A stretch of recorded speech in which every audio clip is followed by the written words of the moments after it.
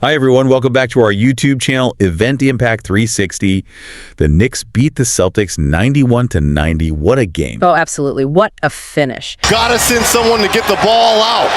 Robinson out, Towns is in, Brunson with the ball. For the lead, he was fouled as he fired. Shooting two. Against Detroit.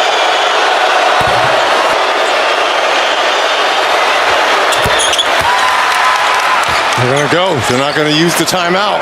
Plenty of time here. It's Tatum. Robinson's on him. Tatum maneuvering. Oh, the ball knocked away. Another great defensive play for the Knicks. They've got it. They've won it.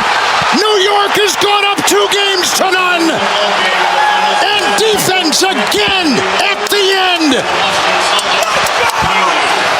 Mikal Bridges, who did not have a point going into the fourth, carried them offensively until Brunson came back in, and defensively on the backside, watch Bridges. Right there. To it with Anunoby. Wow. Oh, and hey, before we forget, please do subscribe to the channel and like and share the video if you enjoy it. Leave us a comment, too. We love hearing from you.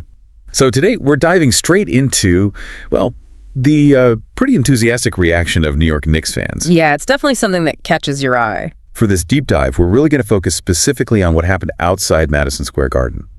Not inside, but out on the streets. Right, that public space reaction. Exactly. Our mission is basically to unpack those key moments and just try to understand the overall picture of this fan response, what actually went down.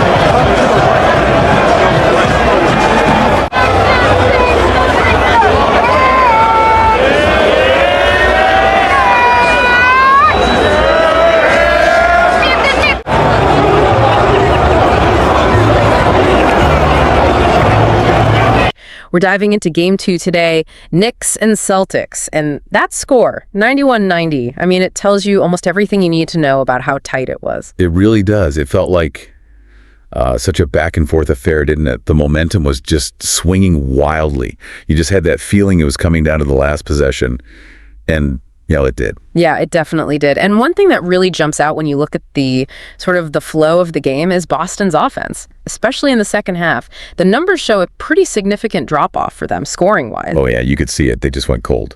Wasn't there a point where they missed something like 11 shots in a row? That's right, 11 straight misses. For the Celtics. That's really unusual for an offense that potent. Quite the dry spell. Exactly. And, when a team with that kind of firepower goes cold like that, especially in a playoff game, well, it opens the door. And the Knicks, they definitely walked right through it. They sure did. They put together some huge runs in that fourth quarter. There was that 14-2 stretch. And then didn't they top that with an even bigger one, like 21-2? Yeah, that 21-2 run was massive. That's the kind of push you absolutely need to make if you're going to steal a game like this on the road. Right. It just completely flipped the script. It did. And you have to think, it's not just the points on the board. It's probably playing with the Celtics' heads a bit too, right? Their shots aren't falling. The Knicks are rolling. It really showed the Knicks' resilience, their kind of mental toughness. Totally. And then the defense, wow, those final moments were just suffocating. It all came down to that last play, didn't it? Yeah. Knicks forcing that turnover on Tatum. That sealed it. Yeah, and it's interesting because you compared that to earlier, right? Tatum drove, got the bucket, took the lead, looked strong. But on that final play, Robinson was right there, great defense, and the help came. Bridges was key there too, wasn't he? Involved in that final stop. Absolutely. Bridges had a really impactful end to the game. He'd been, kind of quiet offensively in the fourth for a stretch. Yeah, I noticed that. And then suddenly, bang, a couple huge baskets. And then he comes up with that massive defensive play, the steal. Game over. It's amazing how one or two guys stepping up like that can swing everything in such a close game. It really is. Because on the flip side, you had Boston's stars, struggling with their shot at really critical moments. Meanwhile, Bridges elevates his game on both ends. That's often the difference maker. Okay, so let's just quickly recap. We had the Knicks fighting back from behind with that huge fourth quarter surge. Right, fueled by that massive 21-2 run. While Boston's offense just hit a wall. Yeah. Couldn't score when they needed to. Yeah, it went completely cold. And then it all finished with that super intense defensive stand by New York to clinch it. Couldn't have scripted it better for the Knicks defensively on that last play. Final score, like you said, Knicks 91, Celtics 90. That's the one. And huge implications, right? Knicks now go up 2-0 in the series. Big advantage heading back home for them.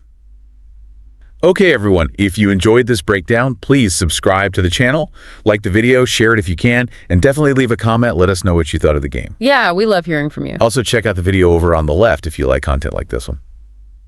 And maybe something to think about in these really tight playoff games. Just how crucial is it for even the best offenses to stay consistent?